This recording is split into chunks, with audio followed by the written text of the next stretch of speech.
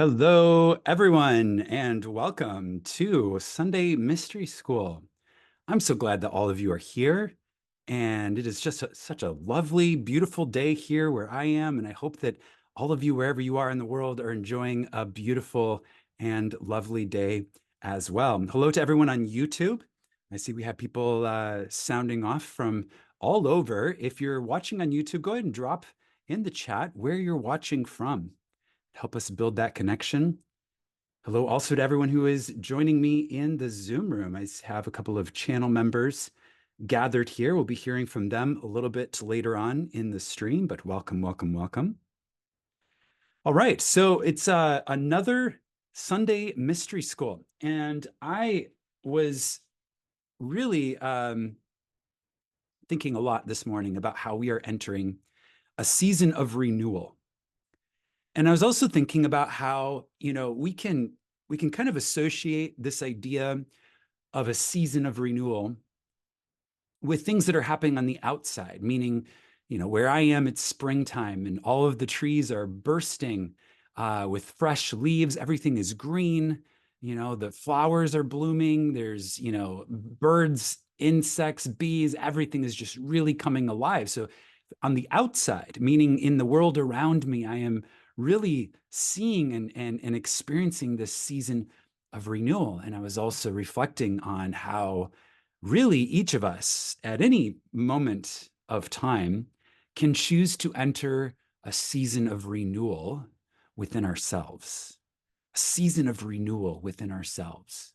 And I feel that part of the reason why we join and gather together in a session like Sunday Mystery School is to activate that season of renewal within ourselves, perhaps in a fresh way or in a new way. If we feel like we haven't been recently in a season of renewal, we can come around once again and reignite and reactivate that rebirth energy in our lives. And Sunday Mystery School, the purpose of Sunday Mystery School is to really explore the mysteries, the things that, really don't have a single answer or an easy solution. It's the things that the more you look at, the more you realize that, there's a depth, and there's, this is an exploration. It's something, it's an adventure to go in and to really ask these deep and profound questions. What is the nature of reality? Who am I in this reality? What is the earth plane? These questions that a lot of us, if you're on Sunday Mystery School, you've probably started to ask these questions, but a lot of people in general maybe don't necessarily stop and take the time, or at least in the past, perhaps they haven't stopped to take the time to ask questions like these. And we see here at Sunday Mystery School these questions as being very important. It's a matter of first principles. It's like, let's figure out what the nature of reality is. And again, it's not a single answer, but let's at least dedicate some time to exploring the nature of the mysteries. And then once we've really set strong and solid foundation, kind of rooted our experience in what we feel is existential truth, then from there, from that state, let's go about building a beautiful and meaningful life, a life full of meaning and purpose, a life born out of a continuous state of renewal. I had the pleasure of interacting with a young man this morning, a young man who's the child of one of my channel members, Orlana. And this young man had a question for me in the Zoom room prior to going live here. And he said, with great drama, how does the God in me help me? That's the question from this young man. How does the God in me help me? And I thought, first of all, what an amazing question from a young man who's, just hearing and being exposed to these concepts, both through, overhearing his mom listening to Sunday Mystery School, and also being taught at the knee of his mother that God is in him, and to really understand and build that relationship with the God in him. How does the God in me help me? And so we had a very practical, pragmatic, through the eyes of a child, conversation about how the God in us helps us. And so I invite each of you in the chat to answer that question and share it socially. How does the God in you help you? let's get very pragmatic, very practical, down to earth on a day-to-day basis. How does the God in you help you? I think that's a fantastic question to contemplate as we move into Sunday Mystery School, where we are, through the wisdom and teachings of Neville Goddard, really taking a look at what the ancients had to say, what these ancient writers and mystics encoded in the lessons, in the stories of the Bible, to help us understand the God within us. Question is, how does the God within us help us? And we're going to explore that very practically in the text today as well. But I invite you to share in the chat your experience of that as well. Okay, so we are gathered here. We're going to get started and dive into the teaching from Neville Goddard here in just a minute. But I want to start this session moving forward by looking back. So let's do a quick review about where we are so far. So this is our 4th Sunday Mystery School, and we are working sequentially through Neville Goddard's original Masterclass, where he really took the key ideas that he felt were fundamental to understanding the nature of the God within and how to build a relationship, an embodiment of the God within in our everyday lives in a way that improves and expands our quality of life. So last week, we started to look at both the name of God, the Father, source, that which is all that is, which is part of us. We're part of the all that is. We're, perhaps, a consciousness unit is how we were talking about it last week. We're a consciousness unit, and we are intimately related to the whole. So there's all of consciousness, and then consciousness takes on the individuated perspective of a consciousness unit. That's part of our identity.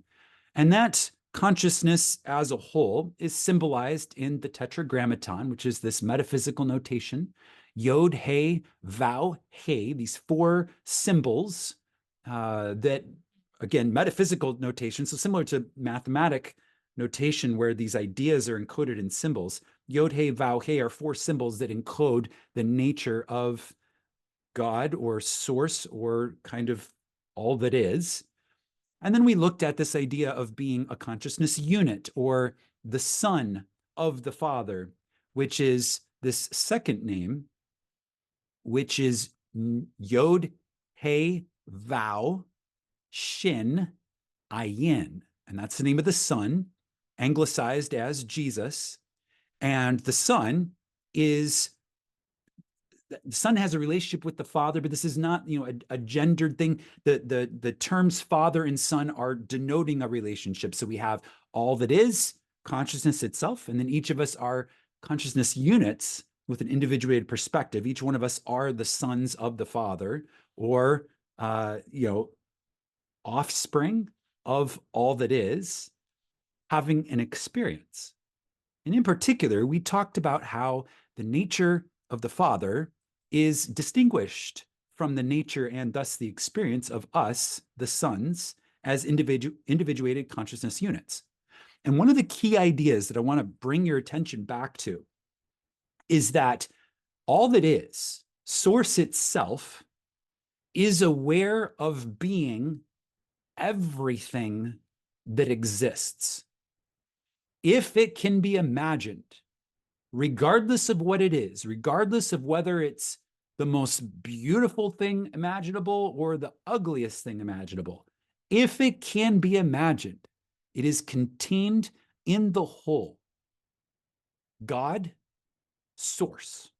There is nothing but God in the world, right? So everything that could possibly exist does exist in that one monad-like whole, monad referring to that whole circle. It's a geometrical notation denoting the whole, and that contains all that is, okay? And anything, God is eternal. We are taught that God is the Alpha and the Omega, the beginning and the end, eternal and endless, outside of time, lives forever, and contains all things, in all things, through all things, exists in all things, okay? That's that source. and everything exists eternally within that source. By nature of our inheritance, as consciousness units, as sons of God, we have a different experience, slightly, than that of the whole.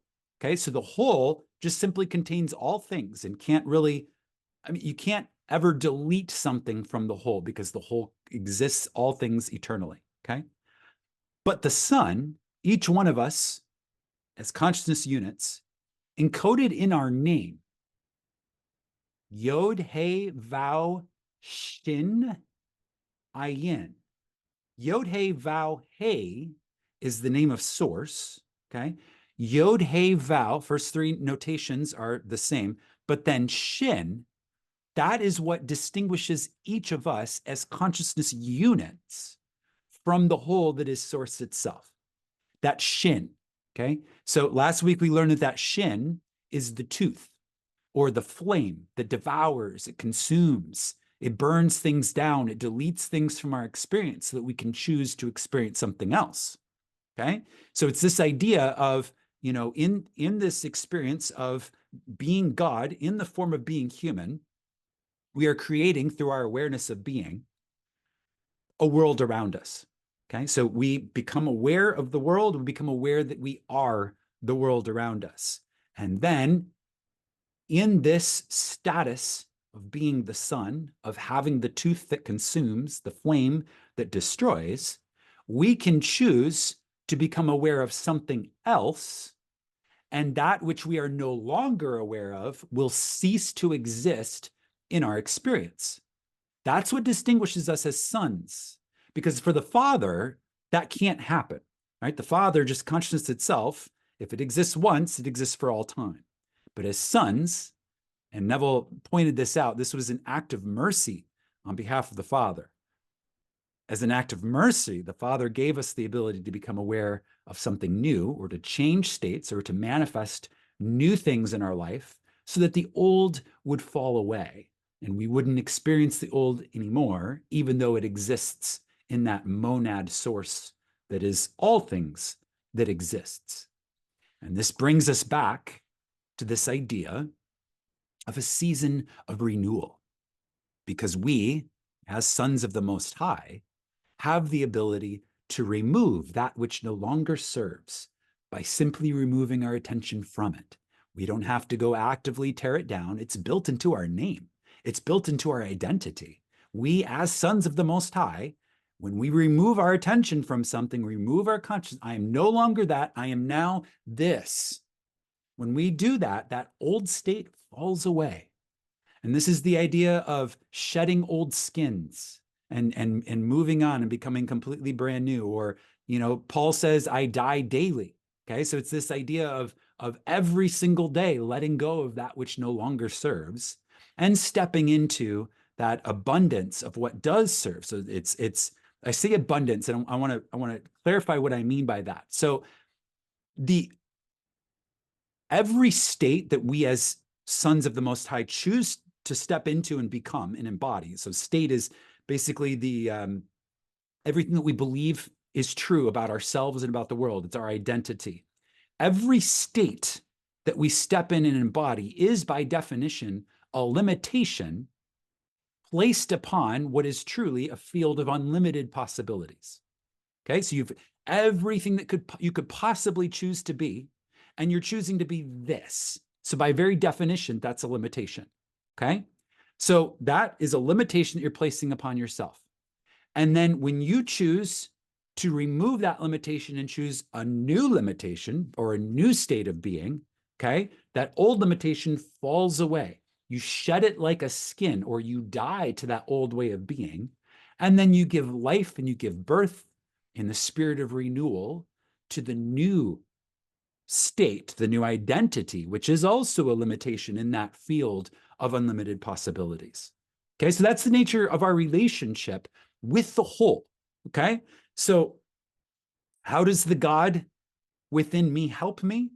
Well, we have some amazing examples in the chat that I'm going to share here quickly before we move on. So some of the things that I'm seeing in the chat of answering the question, how does the God in me help me? I have Smitha saying, through the inner voice, which we can listen to in silence. Okay, yes. Through serendipities and insights. That's how the God in me helps me, through serendipities and insights. The God in me helps me through new recipe ideas. Yes, absolutely. It's that creative spark of inspiration. Through downloads, divine downloads and inspirations. Yes, beautiful. Okay, so I love that. Thank you so much, those of you that contributed. That was beautiful. Okay, so as a review, we're understanding what the nature of our relationship is with Source itself. Okay, so we're the sons. Source is the whole, or that one, that monad that contains all things. We are having an experience where we're just experiencing part of ourselves because we are also the Father, but we're in the state of being the Son. So this is when Jesus said, I and my Father are one, but my Father is greater than I. That statement has confused people for centuries, and we've decoded it. So now we understand what that means. I and my Father are one. I am Source. I am consciousness itself. And yet my Father is greater than I because I, in the capacity of being the Son, have the ability to limit what I'm aware of at any particular moment. Okay, that's my state. It's my state of being, my state of awareness. I'm aware of being this, but not that. Well, God the Father doesn't have the ability to be aware of this and not that. It's aware of all things. Okay, so we're choosing what we're aware of, and that's our inheritance as sons of the Most High. We have that ability to choose, and that's our power. We're going to get more into that in just a moment. All right. There is a text for today's lesson. For those of you that enjoy reading along, there is a text. It is linked in the respective chats in the Zoom room and also on YouTube.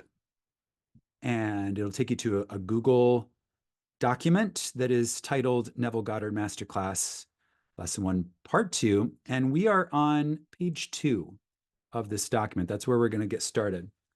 But before we dive into that, I'm going to take a moment here and invite all of you to join me in speaking a blessing over our gathering today. Blessing over each person who is connected on the YouTube live stream, each channel member who is with me in the Zoom room, and all humans, all of humanity, everybody in the world, I feel, is benefits from these blessings that we speak together in these words of power spoken from the heart, divinely inspired over everyone. So just join me now.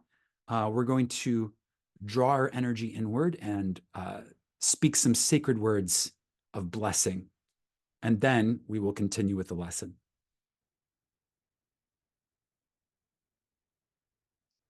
I turn now to go within, drawing my senses inward into the center of my own being. I offer gratitude in this moment for the perfection that is this present moment. In gratitude and with appreciation, we accept that we are, and we declare that we are, wise souls, growing healthy, youthful minds.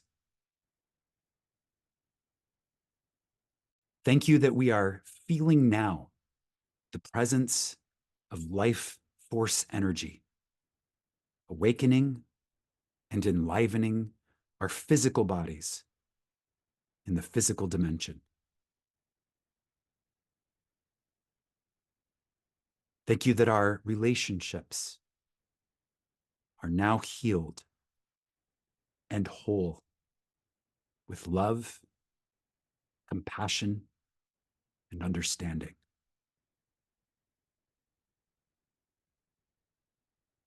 Thank you that we, all of us, have humbly accepted our power and our responsibility to imagine wisely as sovereign co-creators of this world that we share. Thank you that we are inspired by life-expanding, consciousness-uplifting possibilities that are manifesting now. We honor the ancestors, each and every ancestor that has walked this path ahead of us. Thank you for the wisdom passed down from the ancients, woven into the fabric of reality all around us, in the spirit of liberating our hearts and our minds. Thank you that together we welcome the inheritance of our bright and beautiful future. And so it is. Okay.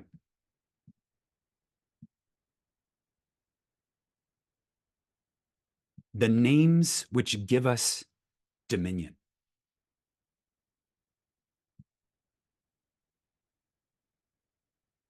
Last week, when we looked up the word dominion, we found that dominion, one of the definitions of dominion, is a self-governed nation. I was sitting with this idea this past week, since the last time we met for Sunday Mystery School, this idea of being a self-governed nation, and this idea that each one of us, as physical humans, is a self-governed nation. And really examining how this concept can describe our relationships to everything, really everything. So self-governed nation, that can be a concept which can describe our relationship to our bodies, our relationship to our actions, our relationship to other people, our relationship to organizations, entities, our relationship to thoughts, ideas.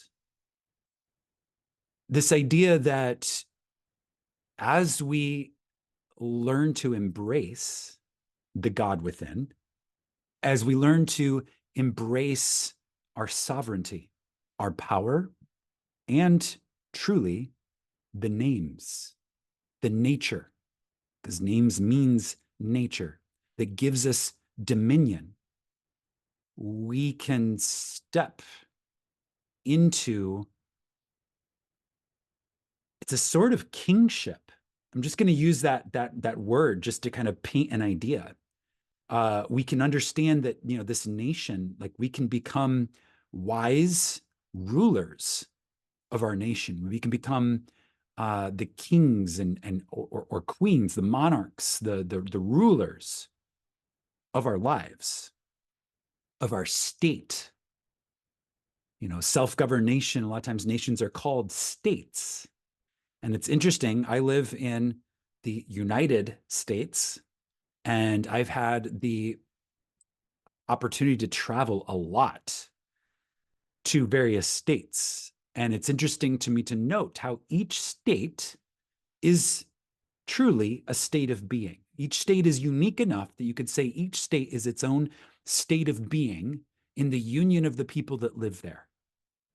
And so each of us as states of being are self-governed nations.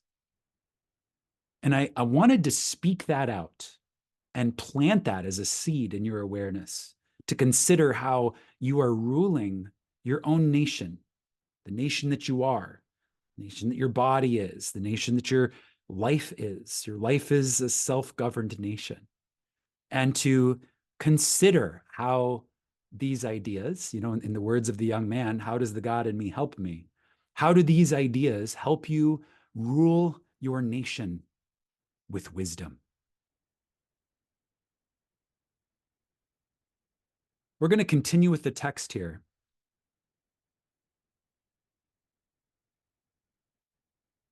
Neville says these names, the Yod He Vav He and the Yod He Vav Shin Ayin, are the two names which give you dominion.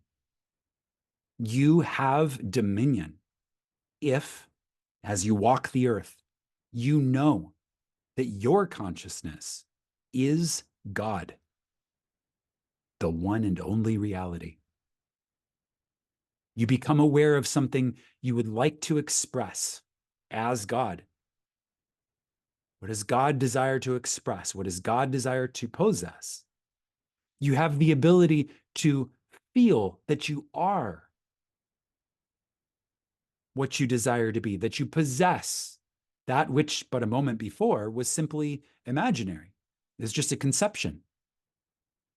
The final result, the embodying of your assumption, when you choose to actually be that person, to actually be in that state associated with being or expressing that thing, the final result, how that comes to pass, is outside of the offices of a three-dimensional mind.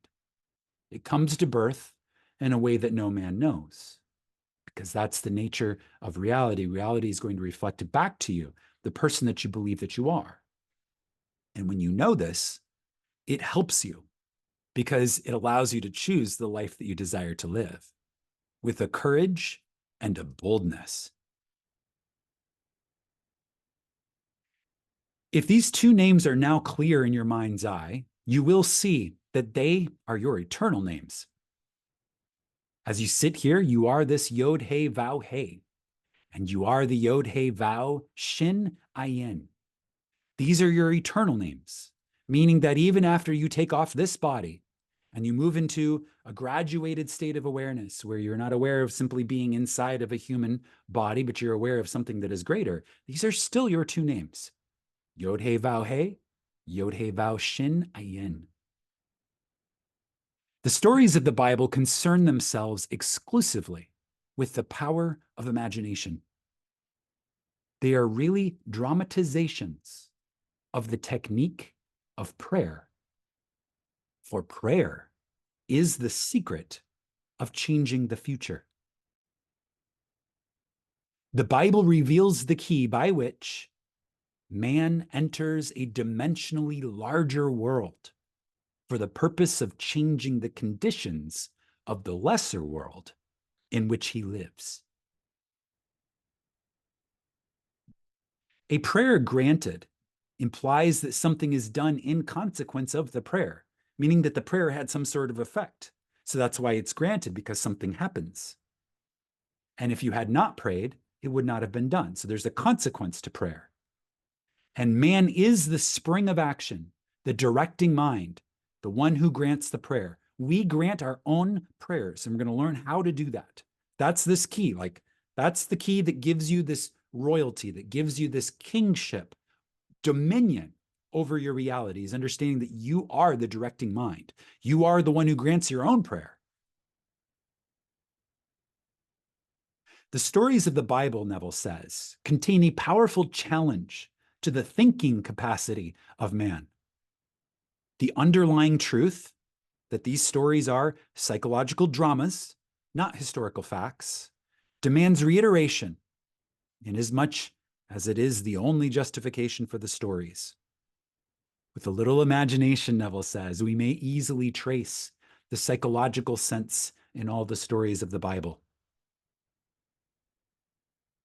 And God said, let us make man in our own image, after our likeness, and let them have dominion over the fish of the sea, over the fowl of the air, and over the cattle, and over all the earth, over every creeping thing that creepeth upon the earth.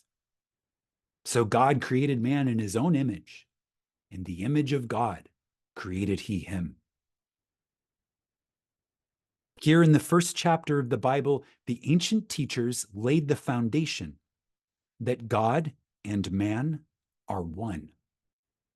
and that man has dominion over all the earth. If God and man are one, then God can never be so far off as to even be near, for nearness implies separation.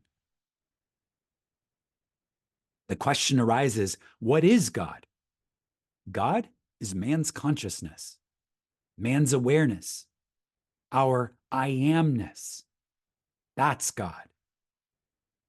The drama of life is a psychological one, where we bring circumstances to pass by our attitudes rather than by our acts. The cornerstone on which all things are based is man's concept of himself. He acts as he does, has the experiences that he does. So Neville's speaking in the third person. I'm going to reword this and speak in the first person. So we act the way we do, and we have the experiences that we have because our concept of ourselves is what it is, and for no other reason. For those following along, I'm now on page 3. If we had a different concept of ourselves, we would act differently and we would have different experiences.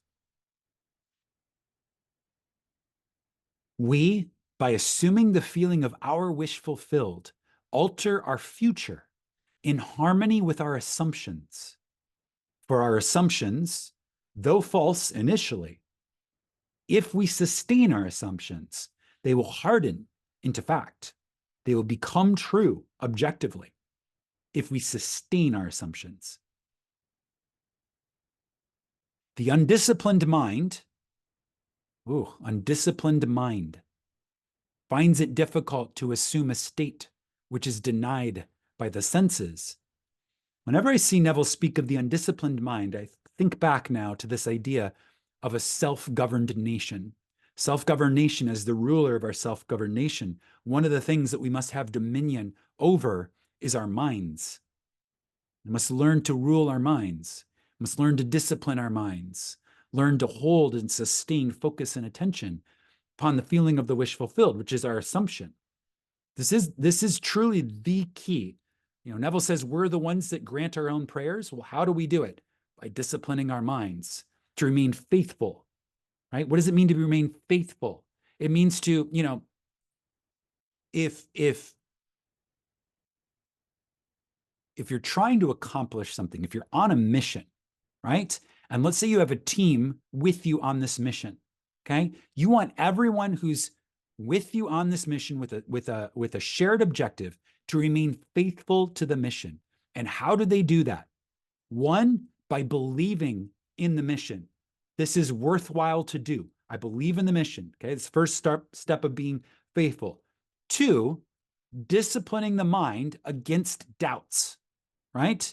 Because as soon as one of those team members begins to doubt either the mission itself or the potential fulfillment of the mission, now the energy sags, okay? And something is lost there, okay? So that's not remaining faithful anymore. Now that loyalty, that faith has given way to doubt, okay? So it's this idea of I'm a self-governed nation, and part of how I rule my nation is by aligning and making whole all of the parts of my mind and focusing it, disciplining them to sustain this focus upon what I desire, this mission that I'm on to give birth to in my reality. And there's a loyalty and there's a holding of faith, and that's energetic. There's an energetic holding of faith, not allowing doubt or the devil to seep in and to sow weeds in my garden, right? Which the weeds can choke out the plants that are growing in the garden, right? So that's doubt. Doubt are weeds in the garden that can choke out the life force energy or steal the life force energy from those plants that we're growing in our garden. And our garden is our life, right? The plants that we're growing in the garden are the states or the things we desire to have or express as God in man. We're desiring to give life to these things in our lives, in our realities. And so we must sustain loyalty and faith that this, 1, is possible, 2, will become true. We have to hold faith that it is true now, and that's sustaining that feeling, okay? And Neville says if you have an undisciplined mind, it's going to be difficult to do. So that's one of the things that we must consider is disciplining our mind and learning to hold that image steady. Right? If you followed along with the Neville and Chill episode that I did with my good friend Shwetha earlier this week, Neville and Chill live stream on Tuesday, the recording is on my channel. She talked about manifesting using these pictures, and she talked about how important it is to hold the image steady. And she talked about how one of these really stunning manifestations that she did involving millions of dollars, she held it steady up until the very end, and then it got wobbly. And so the result was not clean immediately. She was able to clean it up with another image, but it was like really understanding how important it is to hold the image steady. Just like if you're taking a long exposure photograph, right? Long exposure photograph, if that camera wiggles, you're going to have a shaky image, right? The image won't be super clear. You have to set it on a tripod. You have to make sure that nobody's going to bump against it, and then open up the lens and expose the plate or expose whatever the film, and you got to hold everything very, very steady to make that perfect, pristine imprint. Okay, so that imprint is the feeling of the wish fulfilled, and we must hold it steady upon the plate of our consciousness or subconscious, right? Which is what we're impressing to give life to whatever we would desire to express in our lives. Okay. And disciplining our mind is holding that camera steady to make that steady, pristine, stable image. And so Neville says there's a trick for this. Okay. There's a trick for this. The ancient teachers discovered that sleep, specifically a state akin to sleep, aided man in making his assumption. Okay, so when you are in what I like to call beta brain, okay, so the beta brainwave state, if you think about how you feel when you've had some coffee and you're at work and you're in let's get stuff done mode, okay, that's beta brain. You're able to quickly respond to everything around you. You're just kind of, there's like a low grade stress, but not necessarily in a negative way. Like you're just getting stuff done. Okay. You're very plugged into material physical reality. You're just getting stuff done. That's beta brain. Okay. When you're in that state, it can be difficult. It can be challenging to take a look at the reality around you and say, I prefer that something else is true. So let me just go ahead and redirect my attention. Now, if you have a pristine amount of discipline in your mind, you will be able to do it in that brainwave state. For a lot of people, we're still working on getting there. We're still working on developing that level of discipline in our minds. Okay. So what Neville is saying is that these ancient teachers knew this too. When they were, getting stuff done, hunting, gathering, going and gathering water, like whatever ancient teachers were doing, flying around in spaceships, I don't know. Whatever they were doing in beta brain, they're like, okay, it's hard to, kind of see other than what's around me because I'm so plugged in to my daily reality. So let's find a trick. Well, there is a trick. And it's built into the window of our awareness. And that window of our awareness, you have your daily consciousness, while you're awake and in your normal state of waking consciousness. And then you have your sleeping unconsciousness or subconsciousness. You're kind of in a dream state. You're not physically active, you're sleeping, right? And then at the horizons, if that's a circle, right? At the horizons, there's these little windows of time, right when you first wake up and right when you're about to go to sleep. Okay, there's these little windows of time where it's a door, a portal between the waking world and the sleeping world, or between the conscious and the subconscious minds, these little windows of time. They're known as the hypnagogic state, and it's called something different in the morning. Hypnagogic is at night. It's called something different. I forget what it's called in this moment, but there's two different words for it, but it's essentially the same state. And this state is when you're not in beta brain. You're actually somewhere on the alpha theta cusp. Okay. So theta is kind of dreamlike.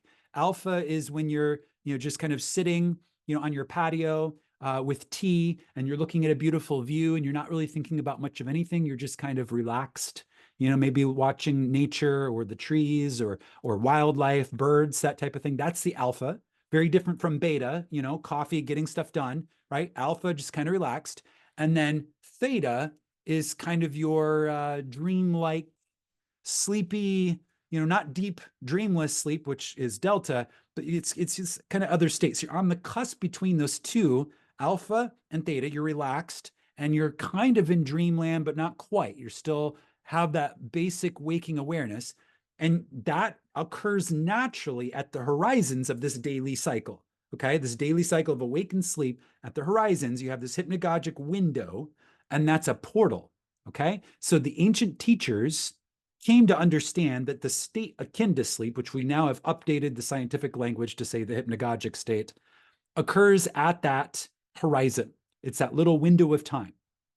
And in that window of time, we're able to relax our awareness to the point where we can become aware of something new. We can enter that state of renewal. We can let go of what we were yesterday or what we've been so far today at the end of the day, and we can click in to a new state of awareness, a new state of being. And this aids us in making our assumption. So, to encode this little window of time, which now in our modern, thousands of years later, since these texts were written, our modern awareness, we understand exactly what it is, and we even have names for the brainwave states associated with it. Because of our technology, we've been able to look at these things and now understand it in this very profound way. The ancients encoded this wisdom into the first creative act of man, which is man is asleep. Okay, so in Neville's words, he says, the ancient teachers discovered that sleep or state akin to sleep aided man in making his assumption. Therefore, they dramatized the first creative act of man as one in which man was in a profound sleep. This not only sets the pattern for all future creative acts, because it's the foundational one,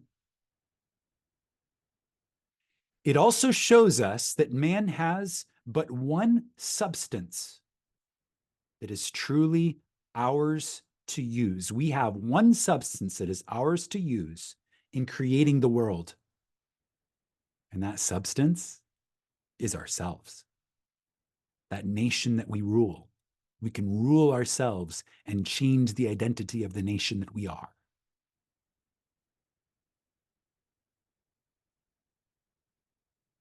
The scripture says, and the Lord God, Neville puts in parentheses, man, caused a deep sleep to fall upon Adam, and Adam slept. And he took one of his ribs and closed up the flesh instead thereof, and the rib, which the Lord God had taken from man, made he a woman. Neville says, before God fashions this woman for man, he brings unto Adam the beasts of the field and the fowls of the air, and asks Adam to name them.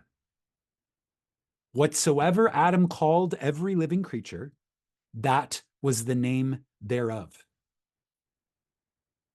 Neville says, if you take a concordance or a Bible dictionary and you look up the word thigh, as used in this story, you will see that it has nothing to do with the thigh.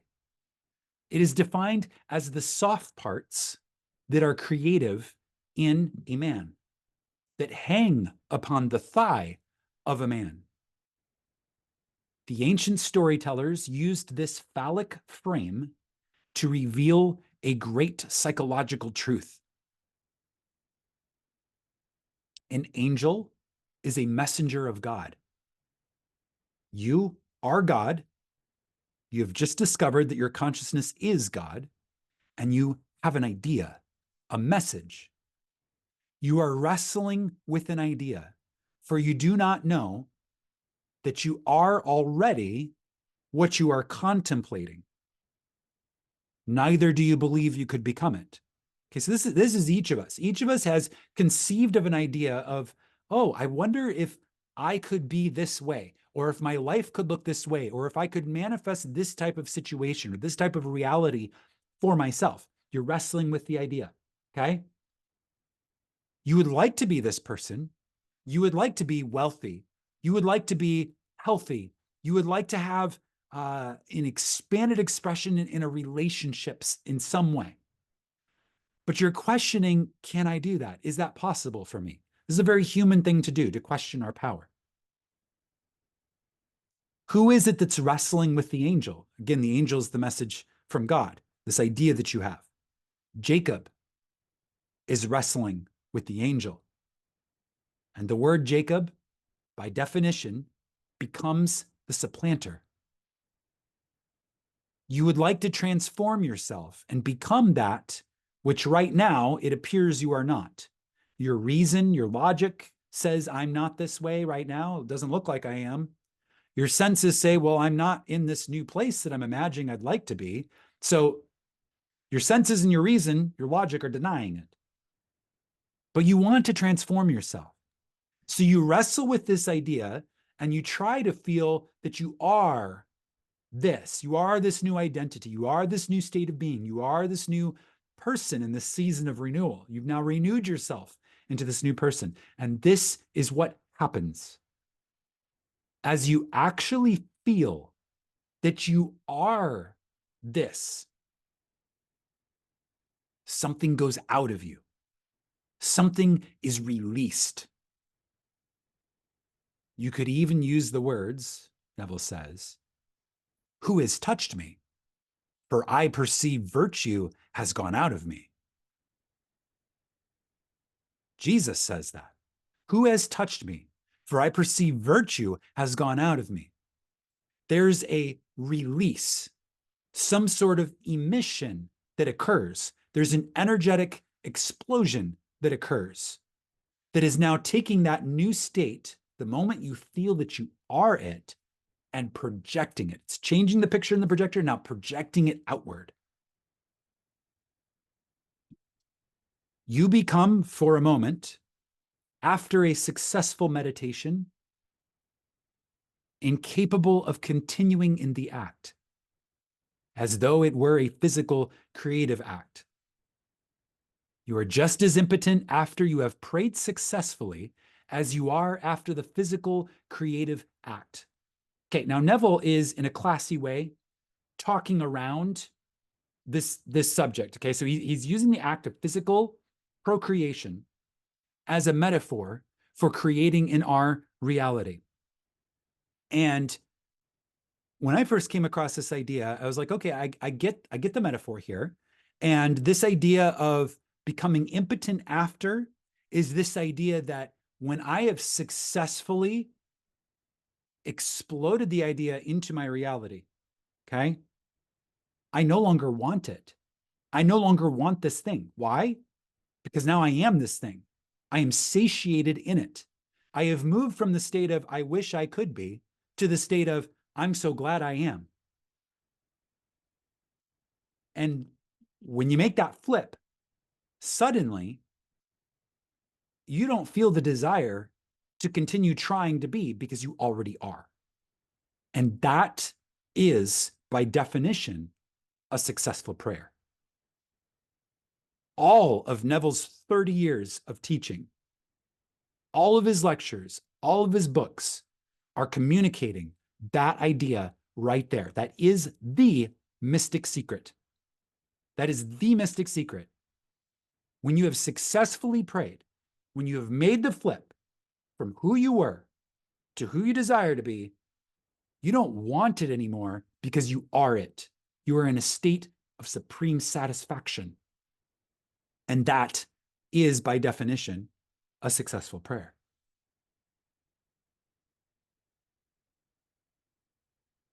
Neville says you are just as impotent after you have prayed successfully as you are after the physical creative act. When satisfaction is yours, you no longer hunger for it. If the hunger persists, if you still desire to be, then that means you did not explode the idea within you. You did not actually make the flip.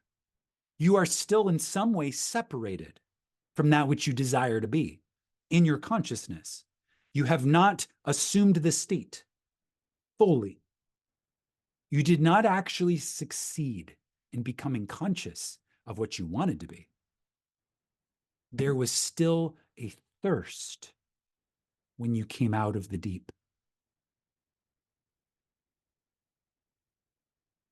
If I can feel that I am that, which but a few seconds ago I knew I was not, but I desired to be, then I am no longer hungry to be it, because now I know I am it. Just like when you eat a really good meal, you get to the end of that meal, most of us, if everything's working properly, we're satiated. We don't desire to continue eating. We feel satisfied.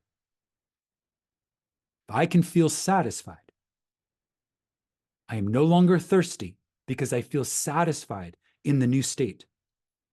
And then Neville says, something shrinks within me, not physically, but in my feeling, in my consciousness, the creativeness of me. I shrink in desire. I lose the desire to continue in this meditation because now I know that I've achieved my objective. Now I know that I am that which I formerly desired to be. Neville says you don't halt physically. You just simply have no desire to continue the meditative act.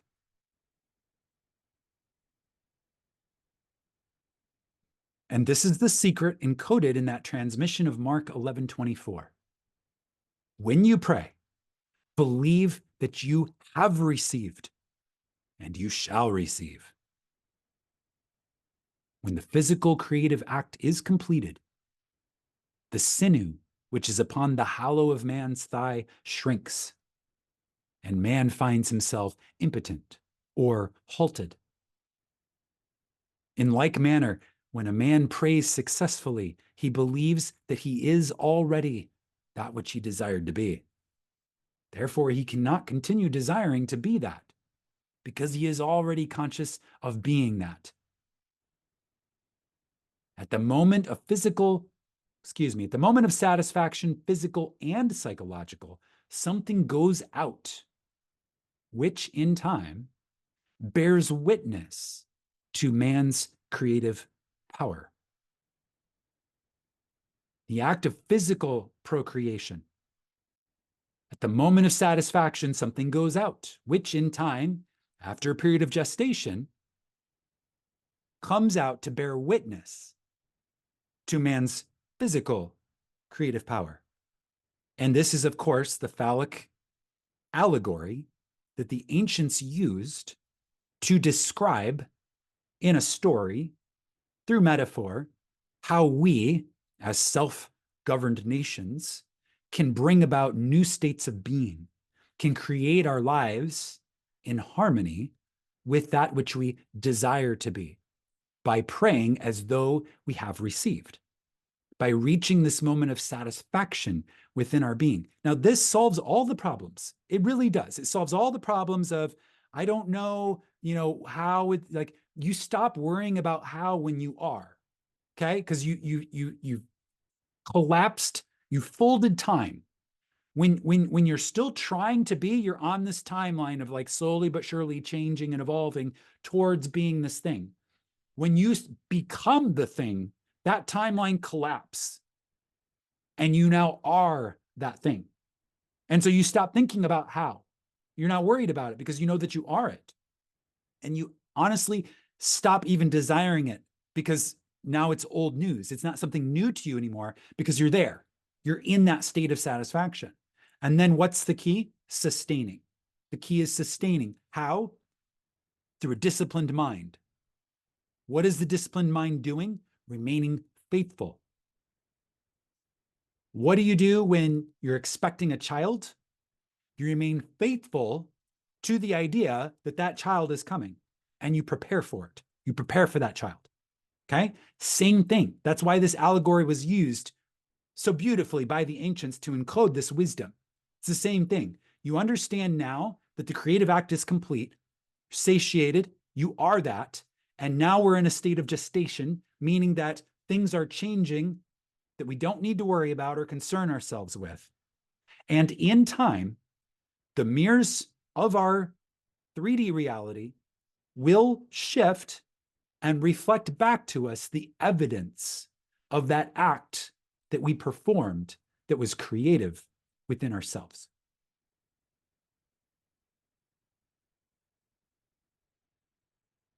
This is the method of manifesting that Neville teaches.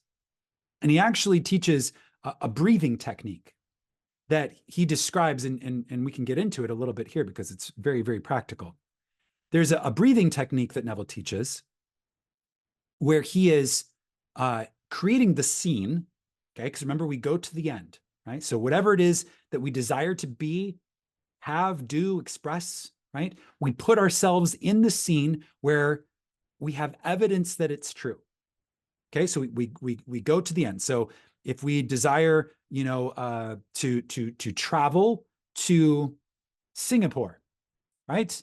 We put ourselves on the balcony of a beautiful hotel in Singapore in our mind's eye, and we stand in the balcony and we view that around us. This is the scene, right? We view Singapore spread out in front of us, the sense of satisfaction, and then there's something that needs to happen. Okay, so we can hear, for me, if I'm running this scene, I would hear my partner come in, walk up behind me and say, "Isn't it beautiful?" I would hear her voice, "Isn't it beautiful?" And I would nod and say, "It's gorgeous," right? So like that's the scene, okay? So what Neville teaches for his breathing technique is you create that scene, actor, author, producer, right? Like you're giving it tones of reality. There's a sensation. You need to hear something, smell something, see something. It has to be physical, tangible in that scene that indicates, that is the evidence that your wish is fulfilled.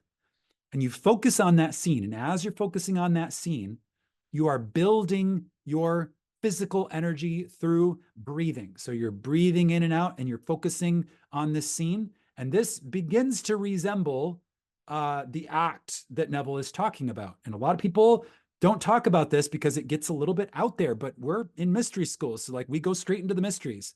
You can literally, through this creative act within yourself, right? And it can start to resemble a physical creative act, but it doesn't take all of the semblances of that because it is still a psychological act, but you can begin to build physical energy.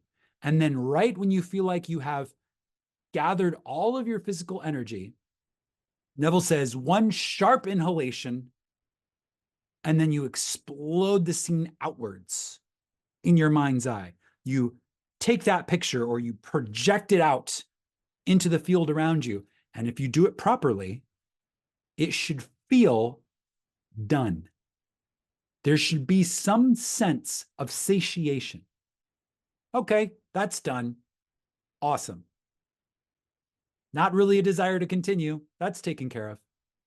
And Neville shares that this is how he manifests all sorts of things in his life. He manifests for other people. He manifests for himself. Like this is his method of projecting into the field through building physical energy and then exploding outwards. Okay. And this all comes from this ancient mystic story using the allegory of physical procreation for metaphysical divine creation. Okay. All right. I feel like there's a homework assignment coming.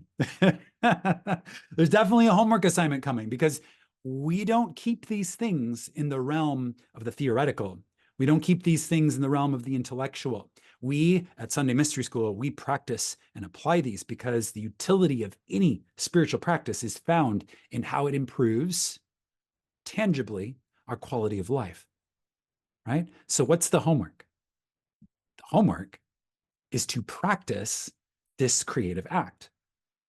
Now, do you have to do what I'm talking about with this breathing technique? Create the scene, breathe in and out, build up your physical energy, explode it outward? Yes. Yes, that's the assignment because if you're going to be at Sunday Mystery School, you got to learn to create from the mystery school point of view. You have to learn to do it in this way. So that's the assignment. And for some of you, you're like, yep, old news. I do this all the time and it's amazing. And for others of you, you're like, oh, this feels new or I'm a little unsure about it. Awesome. Because we're going to find our edge of our comfort zone, and we're going to go and learn to dwell in it, because that's how we become powerful rulers of our self-governed nations, and we learn to discipline our minds. Okay, so what is the homework assignment? Be very clear here. The homework assignment for Sunday Mystery School is to create a scene which would imply the fulfillment of your desire. The scene must be written in the way that you would write a screenplay for a film, okay, or a theater production. So meaning there needs to be the stage set. Set the stage. Where are you in space and time when this happens? You cannot view the scene from a third-party point of view. You are the actor playing the character. So place yourself on a set, in a stage, right? Place yourself in a scene, okay? And then write out a short story of what happens while you're on the stage in that scene, playing that part, playing out that scene, which implies that you are the person that you desire to be, that you are the identity, that you have what you desire, that you possess what you desire, that you're, you know, whatever that is, and that's your realm of creative play. Find something, big, small, doesn't matter. Goal here is to practice. Place yourself in that scene, and then rehearse the scene in your mind's eye. Go within, shut the doors, they say. Go into the closet and shut the doors. So isolate yourself. Choose a room of the house where you won't be disturbed, or literally your closet. No judgment here. You can literally go into the closet. Close the doors, right? Close the doors of the senses. I use an eye mask, right? So I don't see anything. I use headphones and a brainwave entrainment track so that I'm not aware of the external world at all. And through headphones, brainwave entrainment track, going within, getting into that hypnagogic state. Because remember, that's the other key to this. You got to do it either at the horizons of your wake sleep cycle, or choose a time during the day where you can lull yourself down into that level of relaxation. And in that level of relaxation, that alpha theta brainwave cusp, begin to play the scene in your mind from a first person present tense point of view. Make sure that it is sensorially rich. Make sure that you are feeling something, smelling something, tasting something, seeing something, hearing a voice. Hear it clearly in your mind's eye. Give it the tones of reality in your imagination. And as you do so, begin to breathe, begin to build an energetic charge within your body. And then when you feel that you are fully, and by the way, this can take some practice. Okay, so if you haven't tried doing this before, give yourself some grace and understand you are learning to master a new skill. Okay, so build that comfort, build that familiarity with this new skill through practice, and rehearse yourself as the actor in this scene until you get to the point where you have built that energetic charge and you can release it. And in that release, there is a profound sense of satisfaction. Okay, so the goal is to feel satiated. And once you feel satiated, I desired this, now I am this, and I desire it no more. When you reach that state of profound satisfaction, the next step is to remain loyal to it, just as you would remain loyal to a baby in utero. I know you're coming. I'm preparing for you. I know you're on your way. Okay? It's the same thing. You know that the how is not your, you don't have to sit there and grow a baby, like not consciously, right? You trust that the how will take care of itself, and that moment of birth is on its way. So you remain faithful to that idea and you prepare for it. And by prepare for it, I mean loyalty and faith are the first two things that you do to prepare. And then if you are inspired to an action, if you're inspired to some sort of action, one of my other favorite mystics, Florence Scovel Shinn, Flossie, she says, if you're going to pray for rain, you better start digging your ditches, meaning you better start preparing to receive that which is coming. Okay, so if you're inspired in some way to dig ditches, meaning that, if you're praying for a lot of money, you better start getting your bank accounts ready. You better start, finding who your financial advisor is going to be, like the world of Caesar things, right? As you're inspired to do so, start digging those ditches, okay? If you're praying for a partner, right, you better start getting your house ready for a partner. You better start thinking, do I have 2 sets of plates, right? Do I have, like, do I have room in the bureau for another toothbrush? Like, make it real in your mind and start to prepare for it as you feel inspired to do. Nothing unnatural here, but just be open to it because you are that. You know that it's coming. It's gestating. Start to prepare for it. And that is the homework assignment. I didn't know we were going to have homework today, but it just came through and we got to make this practical. So that is the homework assignment. All right, my friends. Awesome. It's we really got some good stuff going here today. Okay, I'm going to switch over to the Zoom room and I'm going to invite my Zoom members now to share anything that they're present to, any contributions. Let me change the settings here. Okay, I see Jamie, go ahead and go first. I see your hands up. Hi, everyone. I really, really love the way this has hit for me, starting with the renewal, because it so echoes everything that's even happening in my life right now. So I'm in a big, transition where first everything fell apart. The shin, yes. Yes. And then, I went through this period of where I guess, was processing. And now the spring is coming where I just turned 50. I am single.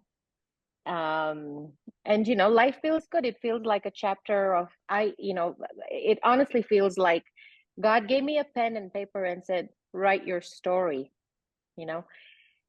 So everything that you said about, you don't have to go back and fix anything. You can just simply shift your focus. Yes. And choose to look at something else. And so that's very exciting for me.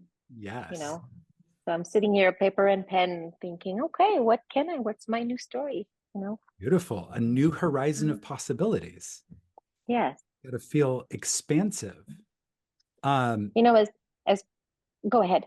No, I was just going to say that the young man that I met earlier, when he said, how does the God in me help me? We talked about how the God in us gives us courage for things that maybe feel a little scary.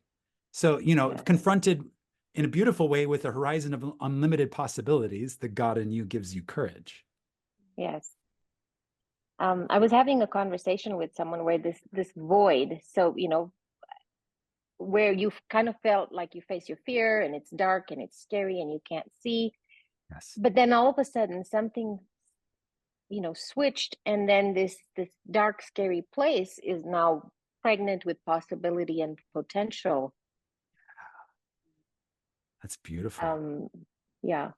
So it's very much how you choose to look at it, I suppose, so you shift your focus, and what was scary and, before is now I'm like, ooh, I wonder what lies ahead. Yeah, that's a lovely state shift. Yeah. Yeah. Thank you so much for Well, sharing. thank you. Thank you. Thank you. All right, Orlana, go ahead. Yeah, I have a question, like always. So when you're breathing, like what you were describing before, and you're trying to get into that state, and you mess up, like, do you do it again? You know what I mean? As far as practice again that same time, like what exactly are you doing? That's a great question. Yeah. So I'm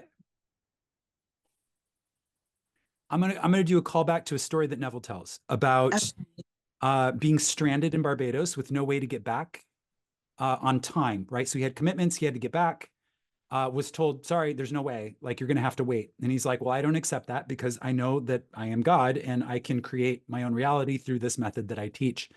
And so what he did was he went and selected what he wanted. He literally went to the shore and was watching the ships and he said, I want to travel on that one. Okay. So he okay, that's the one. And then he went back into his hotel room and he got into this state that we're talking about. And in his mind's eye, he practiced walking up the gangplank from the tender to the ship. I'm boarding the ship. And the goal was to get up to the top and then to turn around and look at, the Barbados harbor with the sense of, I'm so grateful for the time that I've had here. And it was lovely to see everybody. And I'm looking forward to going back home to New York. Like that's the feeling. Okay. Right.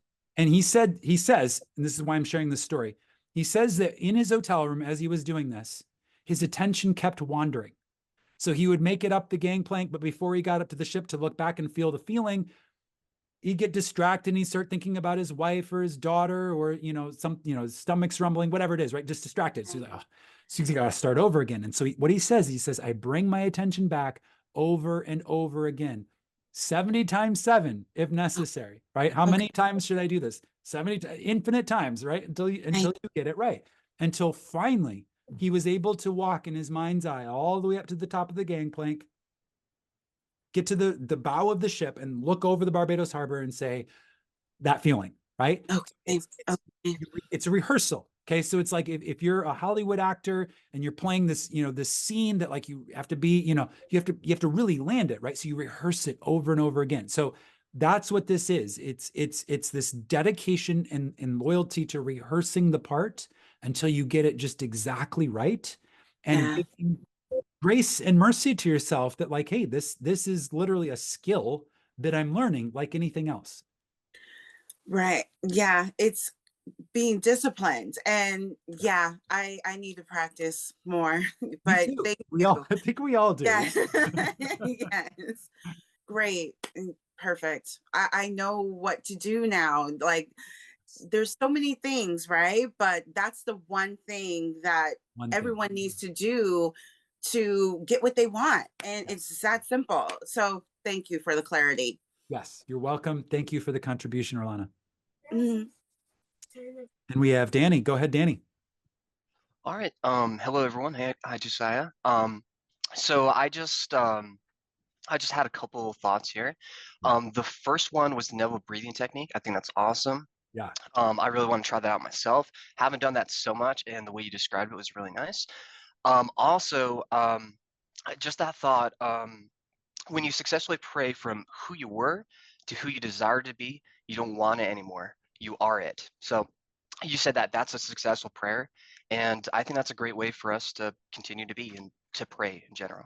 Yes. Great summation there. Thank you. Yes. That's all I got. I'm complete. You're complete with that? Okay. Yes. Thank you for just like circling back and making that really land for us. I appreciate that. Awesome. Okay. Let's see here. Good. Okay. So that's Sunday Mystery School for today. You have your homework assignments, everyone, in the chat. Someone points out, I see here at the bottom of the chat, someone says, in due time, it becomes second nature. Yeah, so this is our creative power, and we're learning how to be fluent. Okay, so that's what Sunday Mystery School is. This is a language training because we relate to these ideas through language initially, and then we find them within ourselves, and the language still helps, but then that's when it becomes a lived experience. And that's really the goal, is for all of these ideas to become lived experience. That's how we make it pragmatic in our everyday life. Okay, so it does become really first nature at some point, or yeah, first meaning it's built within, and then through practice, it's a skill that we develop. So that's the idea here. So someone in the chat asked about brainwave tones that I listen to while I'm doing this. So the best thing I can think of to do is to share an example track, because I played with a lot of different ones. So this is an exploration. What I would say is find the one that works for you. But if you want kind of a step in the right direction, I will share on my community tab in a post a link to Spotify. There's a track specifically for imagination that I have worked with that I think does a great job. It's about 30 minutes long. I think that's sufficient. And again, maybe it resonates with you, maybe it doesn't, but it at least points you in the right direction. And then if you follow the rabbit trail off of that artist and related artists, like you can kind of go down that rabbit hole and find the tracks that work for you. Again, alpha theta is that brainwave area that we're looking for. And then just kind of tones or sounds that transport you and help you feel connected to that dimensionally larger part of yourself and enable you to like really zone in on your desired feeling of the wish fulfilled, your desired state, that scene. Okay. Remember, this is a scene. This is not a vague or general thing. You can't just say, oh, I'm wealthy. Oh, I'm healthy. It's a scene. So what is the scene? Like what actually happens that is evidence that you are that way? That's what we teach in Sunday Mystery School. That's the way to do this. I know there's a lot of different ways, a lot of different techniques that are taught in all of the different venues where things like this are discussed. Sunday Mystery School, this is in our tradition how we do this. Okay, so in our tradition, we use scenes. We go to the end, we choose a scene that has sensory components of it. Okay, sensory components meaning you touch, taste, hear, smell, see something in the scene, and you know that whatever your desire is now true because of what happens in the scene. Okay, that's in our tradition. That's how we manifest things. That's our way of interacting with the reality field. Okay, so every mystery school would have its own tradition. This is what we do. Okay, so practice with that. We're going to discuss that more and continue to walk this exploration further next Sunday. And we will have another Neville and Chill coming up this week as well. It'll be Tuesday, so keep an eye out for that. That's a much more relaxed exploration of similar ideas, but like very chilled and down to earth. Today, we are down to business. Neville and Chill is much more relaxed. Neville and Chill is a vibe. So hopefully I'll see some of y'all over there on that live stream. If you would like to connect further with me and with this work, join my channel, Mastermind. Mastermind allows you to join me in the Zoom room so you can contribute in the way you just saw those members contribute. And then our next group imagination mastermind call is next Sunday. So if you want to participate in that, you need to get joined this week. The group imagination mastermind is exactly what it sounds like. By joining our imaginations together, we are learning to do group imaginal acts. It's a bit of an experimentation process, meaning that we're learning how to do it better each time. We've had a great start so far. We're going to take it further this coming Sunday. Next Sunday, we're going to meet and have another mastermind call. So that's an open invitation for you as well. If it resonates, go ahead and join, and I will see you for that. And until next time, imagine wisely, everyone. Have a wonderful week, and I will see you all next Sunday.